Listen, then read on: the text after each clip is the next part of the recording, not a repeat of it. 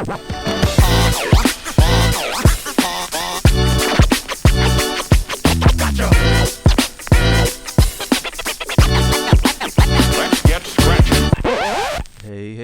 this is Aaron here. Hey, what's up? It's Fariso. What up? Welcome back to Sunday School Rewind. And we have all guests on board today. We have your good old hosts, Zarin and Fariso, but we also have our co-host always, Zendaya. Zendaya is back. Zendaya's back. Zendaya, are you going to say something? Zendaya, do you have something to say? She said, "Wait on it. Trust me. When you least expect it. When my moment happens, you won't expect it. That's totally fine. We expect surprises at all times. So yeah, Zendaya will be able to tell you hear some like soft cooing noises, maybe some loud noises. Not that soft, y'all. She's almost 11 months since she was last here. So she's a lot bigger, a lot louder. Yeah, so. a lot more teeth. And so yes, so yep, there she goes. All right. Said, yeah. All right. So we are back. We finished Noah's Ark 3-part series. Hope you liked it. Yeah, it was good. A lot going on. And so this time around, we're actually going to take a little step back. We kind of skipped this one, but we want to save it for a good juicy time. And so we're going to talk about Cain and Abel. Ooh. Yeah, good old Cain and Abel. The brothers. The brothers, yeah, they were just dun, dun, dun, cue it. Cue it. Dun, dun, dun. Yeah, they were like, I don't know. In my mind, they were just like bad kids. I don't look at them like that. I feel like I looked at them as like they were just like something was like wrong.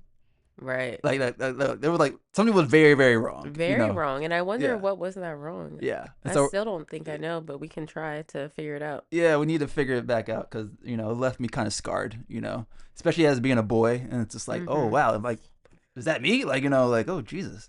And so, yeah, we're going to read it today. Fun fact, go for it. I had 2 dogs growing up. Did you know that? No. Guess what their names were? Oh, gosh. Guess. Cain and Abel. Yes! Jeez. Cain and Abel. I feel bad for Abel. Was one alive and one passed away? How did you guess? That is ultimately was what happened. You gave him the name. That's death? Ultimately what happened. I personally didn't name them, but that is wild. Just be careful what you name your kids. Yes, please name your kids after things that have meaning. Yes, great meaning. Because Zendaya means to give thanks. Yes. And Z-Way means to know. Yes, correct. To know. Yes. Mm-hmm. And so, so Z-Way. She knows all. And so we're going to read Cain and Abel today. We are not going to read from the children's book because there is no story in there about that. And we're probably going to learn that why. Because probably a little rated R. Yeah, a little rated R, it feels like. Maybe a little more than rated R, given the verse 1.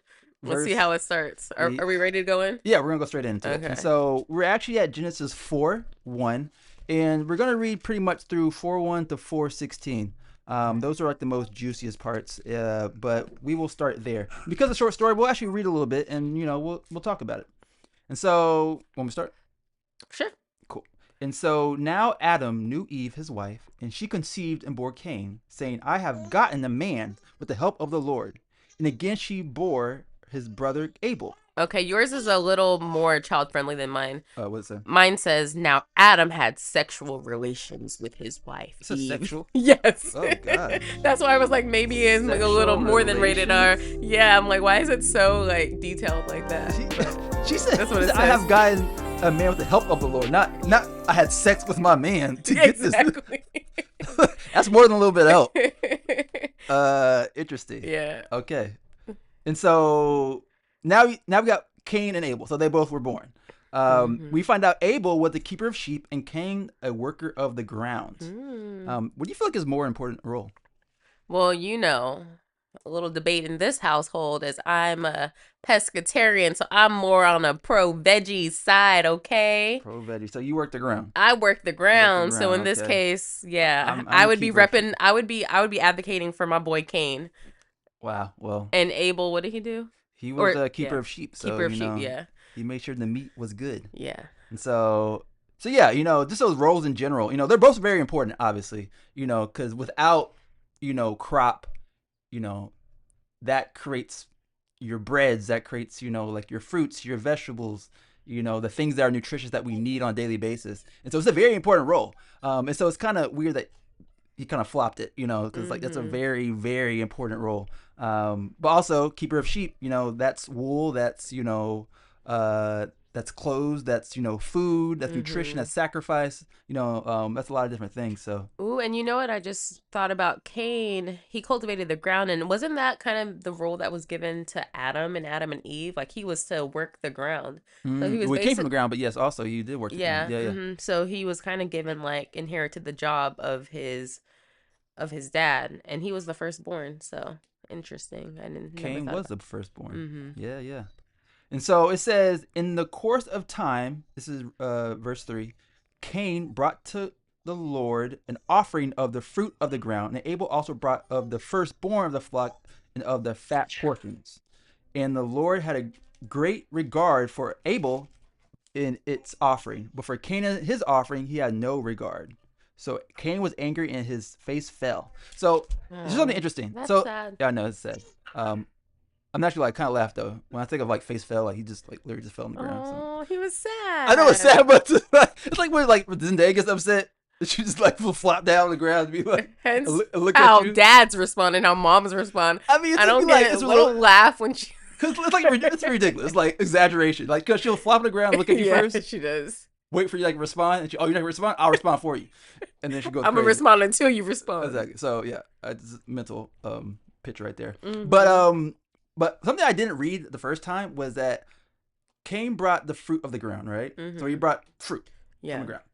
What it says different from Abel is that he brought the firstborn of his flock of their fat portion. Talk about it. And so when I think about this, I think about like the first. Mm-hmm.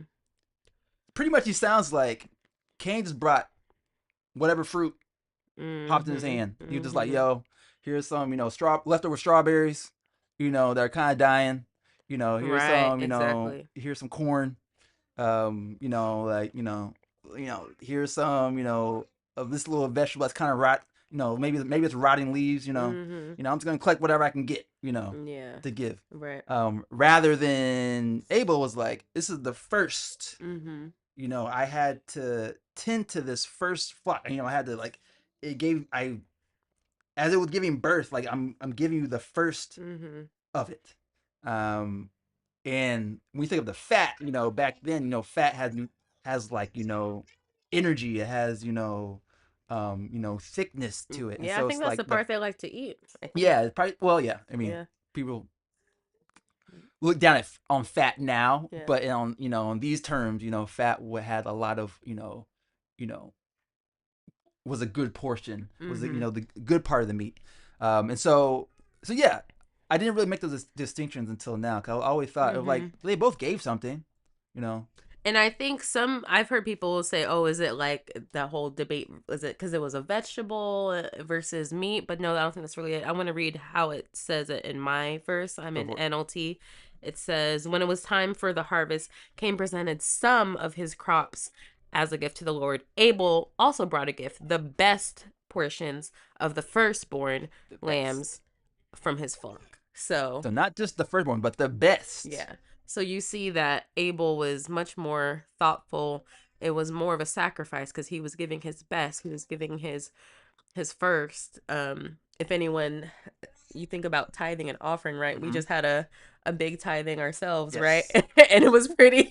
It was an intense tithing, right? Because we have your bank account. When most of your bank account goes towards the tithe, and you're looking at it, you're like, ooh. And then we have big things coming up. That's right? a fat portion. We have a big international trip coming up. We have a lot of things. We have a first birthday party. We have all these things coming up. Yeah. And so like to give that, it was like, well, no, we're not gonna like go do all these things and then do our tithe. I'm not gonna lie, look a little like Cain for a second. I was like, I'll give you a little bit of this. I'll give you a little bit of that. Yeah.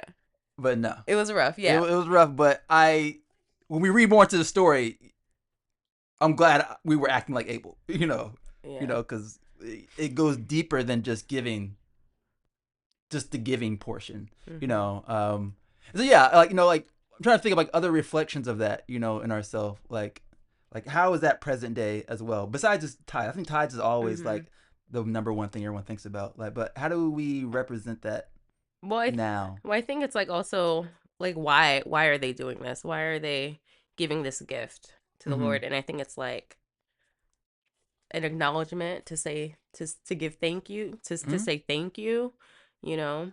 Um, but yeah, trying to think about like what else does that represent in our I'm just lives. trying to think of like even just like not just giving it to the Lord, just giving it to like people. Mm-hmm. You know, when you think about like you think about giving gifts to people, like for their birthday and stuff like that. Exactly. The easy way out is usually like a gift card, right? Or Mm-hmm. easy way out sometimes is just like, here's a little bit Right. of money, Exactly. you know. Mm-hmm. When I think of like the first, or I think of the best, like when you couldn't put in the connotation of like firstborn of the flock or the best of the flock, I think about something that is like specifically meaningful, that that the person would love, Exactly. based on what you've gathered, or what your relationship with that person. And so like, to me, the difference between that is like giving your best gift to somebody Mm-hmm. versus just like, like I said, just any scattered thing that you can find in the house. Mm-hmm. And I wonder, context wise, what that does to the relationship, you know, Right. um, afterward when we do stuff like that. Mm-hmm. Uh, so yeah.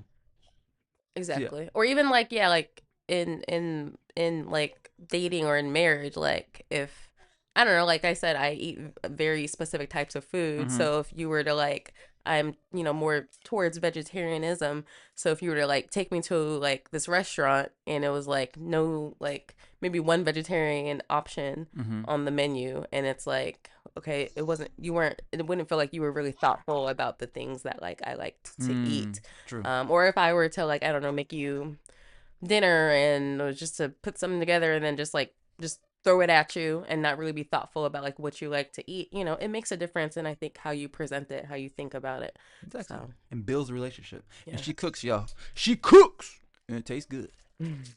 All right. And Thank so you. and so from there we go on. And so Cain was angry.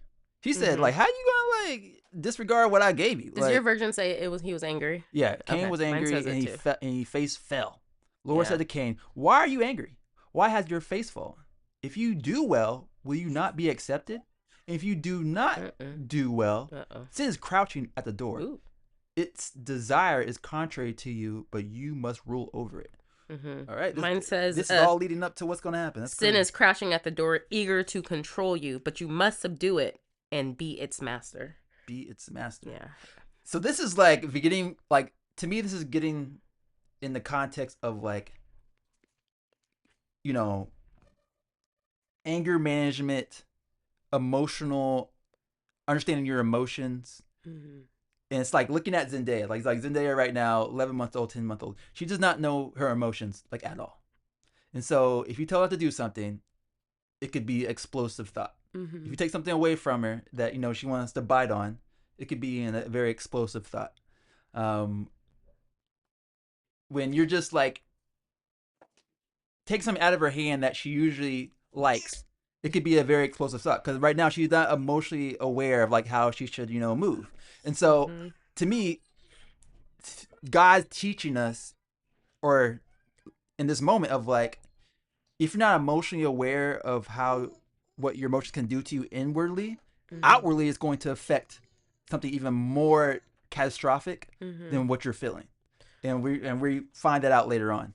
Cause he said sin is crouching at the door. That's Mm-hmm. like he's making sin seem like a predator. Mm-hmm. Mm-hmm. Like a lion. Like it's ready for you. Yeah. You know. And then you think about like Adam and Eve and how that was the devil, right? That was Satan. Mm-hmm. And there's another verse later on in the New Testament and it says like the devil is like a lion waiting to get you. So it kind of reminds me of that verse. I'll see if I can find it later on, but we can continue. But I like how you said that God in that section he's kind of like trying to warn Cain almost, and how it's kind of like he's trying to teach him. I didn't see it like that, but I think that that's very like observant. Yeah, because like its desire is contrary to you. You must rule over it. Mm-hmm. So what your desire is actually not who you actually are, and you must have control over your emotions. Mm-hmm. So yeah, he's trying Have to teach emotional him. Yeah. awareness, because if you don't take control of it, it's going to take control over you. And so we think of that like in depression, we think of that like anxiety, we think of that in, anger.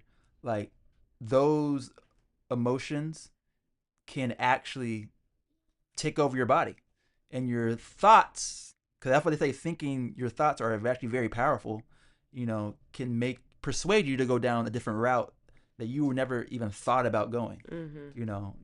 And so I think this has like a lot of meaning, in this like, you know, 3 different lines. Yeah, I like that interpretation because I guess, well, we haven't.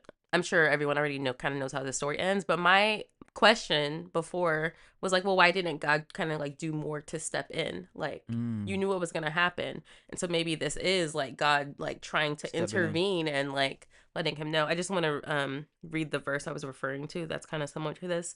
It's in 1 Peter 5:8. It says, "Be sober, be vigilant, because your adversary, the devil, walks about like a roaring lion, seeking whom he may devour." Roaring lion. Yeah. Rawr. But notice it says like a roaring lion. He's not a roaring lion. True. Like one. So wow, that's even more fear, powerful. Exactly. You think it's bigger than it actually is. If I said its desire is contrary to you, Mm-hmm. so you think it's something, but it's really not who you are. And so that's a lot. That's very deep. When you look into it. Yep. But you Zendaya must believes it too. You must subdue it and be its master. So we have to master that. We have to master the devil when the devil is trying to creep up and tell us things. And how do we do that? Through our relationship with God. Mm-hmm. Yeah. I think same. It's like, I think honestly, it really comes down to like learning through other stories too. It's like, true. Like I'm learning through Cain and Abel's story about what I should do, and I'm learning through the actual words that's being said to be like, oh, okay, I can apply that to what happening in this certain situation in my life. And so, because I saw it before, I can't be ignorant to the concept. And so, reading the word. They always say reading the word. It's just like it tells you a lot. I think there's a verse that says, "My people are destroyed for lack of knowledge." I think that's a verse. Forgive me if it's not, but yeah, I think just like the knowledge, like you're saying, like, you can be ignorant. So just if we know these things that are prone to happen, and it's like the devil kind of uses the same kind of formula. So if we're aware of it, I think we can be more. We can navigate it. Yeah, we'll be prepared. Exactly. And then we're prepared through our relationship with God, and through having the knowledge of these stories and how to apply it. Yeah. And conquer it. All right. So going on verse 8, it says, Cain spoke to Abel, his brother, and when they were in the field, Cain rose up against his brother Abel and killed him. I'm sorry. Wait. Sorry. Okay, go ahead. Your translation is so different than mine. That's why I'm. Well, let's talk about it. But so like the reason I stopped real quick because like it just says like he rose up, killed him, and that was it. I always thought that this was like a long process. Like it was like a drawn out, like, he tried one day and it didn't work out. Try a different day. That's how you imagine it. I don't know why like that was like what happened, rather than like one day came up, rose up against him, killed him. That was it. Like it was very like a quick to the point. Well, so mine is a little bit slower. So verse 8, one day he spoke to his brother. That's weird too. Yeah. I wonder what he said.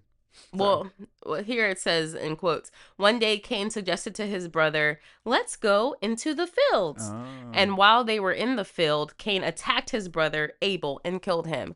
I'm just like, to me, that's wild, because it's like saying to your brother, like, hey, let's go, I don't know, let's go play basketball, like, let's go hang out, and you think you're doing this brotherly thing, and then you get killed by the person who's supposed to be like, but you got cradle the great best friend. The weird part, like, I feel like when he says field, I assume like it's in the like Abel's or Cain's field, right? Like he tends the field. Oh, and so it's like, did he bring him into his court and killed him?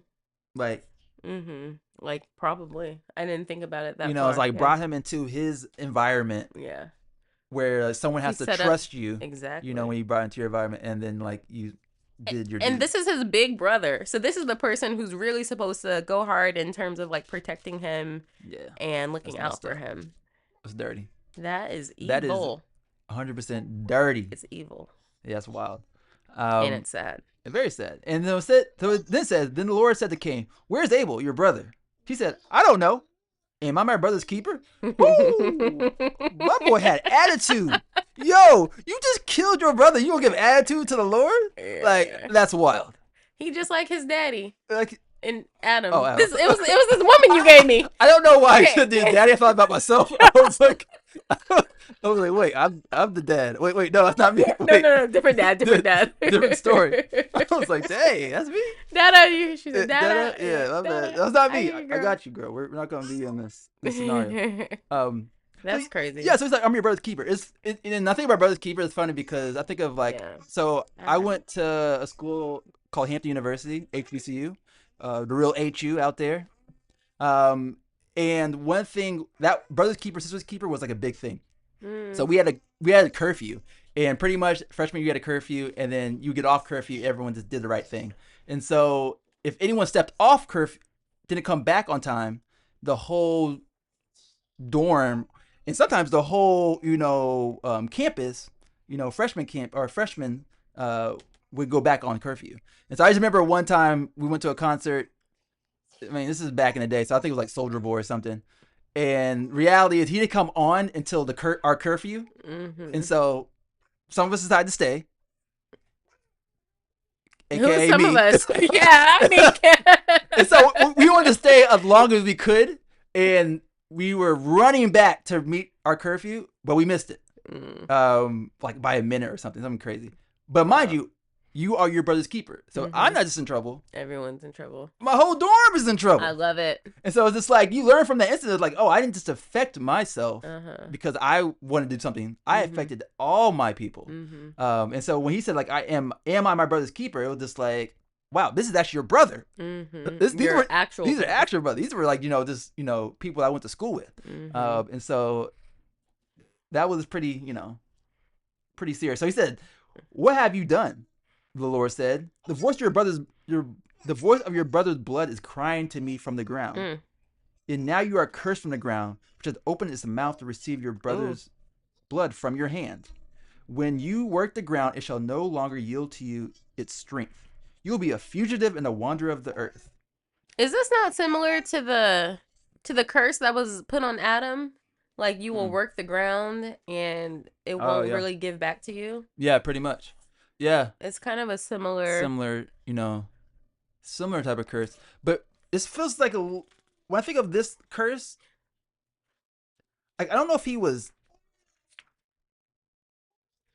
if Adam was truly cursed versus this feels like he's kind of like banning him. I don't know. I see. Well, Adam and Eve also got banished from the garden. True. So similar. But I want to read Cain crying after he just killed his brother. This is what it says in verse 13. So sorry, when you're done with that, I got another. So verse 13. Cain replied to the Lord, "My punishment is too great for me to bear. You have banished me from the land and from your presence. You have made me a homeless wanderer. Anyone who finds me will kill me." I'm just like, really? You're out here crying after you just killed your brother? That this is too hard for you? Exactly. Like, are you kidding me? Okay. We don't want to hear it. What were you going to say? No, it's the only thing I was thinking about cursed. I think God, when Adam and Eve had, their thing, I think God actually cursed the serpent, right? Like, got rid of their legs, could only slither, and he cursed the ground. I don't think Adam and Eve were actually cursed.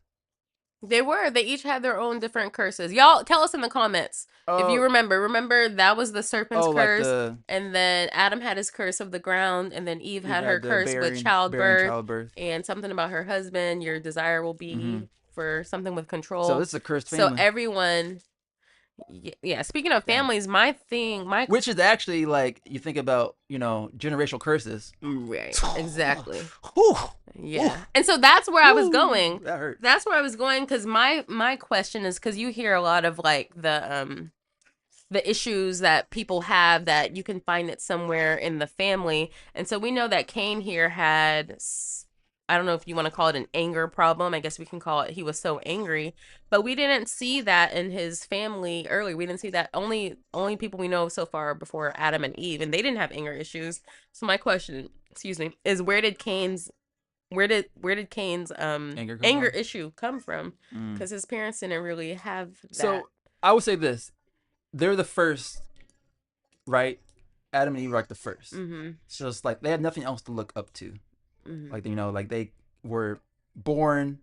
Eve came from the rib of Adam, and so, and they got put in a garden that's supposed to be all pleasing, right? Nothing there is, is of issue. Mm-hmm. Now you have a situation where we have 2 kids put in a situation where now they have to learn how to co-adapt with each other and like society, and like learn how to like listen to family, listen to mom and dad, and do tasks like they're given like actual like tasks, chores, and so to me like all that can actually, I think, to show that it can always cultivate emotion. Like me sharing a space with 3 of my siblings can cultivate emotion. Right. You sharing space with all 6 your family members can cultivate emotion. And you're all getting different tasks, all have different, abilities, all have different, God-given talents. And so now you're influenced by your surrounding, and now you have things like possibly jealousy coming out, maybe Cain was jealous about Abel's, task of tending to the sheep when he was like, man, I want like that seems more like something seems new. More manly. It seems more like something that seems something that I would like to do. But no, I gotta do what my dad has always done. Yeah.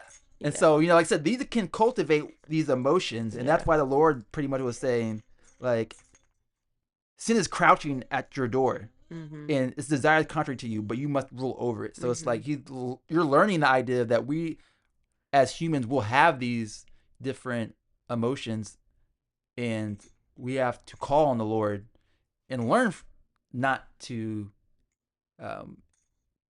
like just be molded by those emotions. And so yeah, I don't think he got it from anything, just the fact that this is normal day life. That's a great point. They had no one to look up to. Yeah. So they are the first and no idea how to navigate these emotions.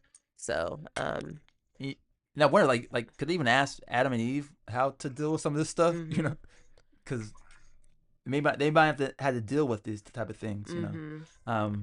It's, I don't know, something about sometimes when I read Bible stories, sometimes it feels like that family dynamic, something's missing. Like I guess like Cain and Abel is like they didn't have, well maybe they did, but it didn't seem like they had like that brotherly love that we assume exists today. Like sometimes when you read these Bible stories, it's like it is there's a lot of like competition and jealousy from these stories, and I'm like, but that's not necessarily how we would look at family today. So I don't know what that's about. But what you said about just like them not having an example, it does make me have a little bit of compassion and empathy, I guess, for Cain. A little tiny bit. Tiny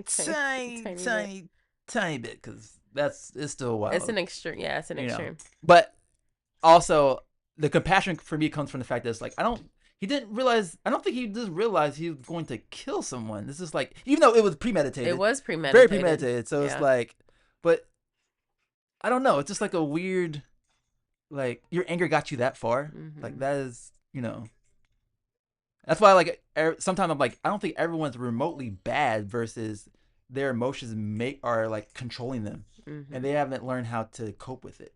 That's why therapy is important. That's why having like a support system is important. Having like a loving relationship is important. Right. So you can talk about what you're going through. Exactly. Versus acting on your what's it? First impulse. Impulse. What I said earlier about like how kids, I think, also have like what were you saying? Intrusive thoughts. Intrusive thoughts. I think sometimes Zendaya will will just like jump out your arms, you know, like she'll just do like slap you in the face. Exactly.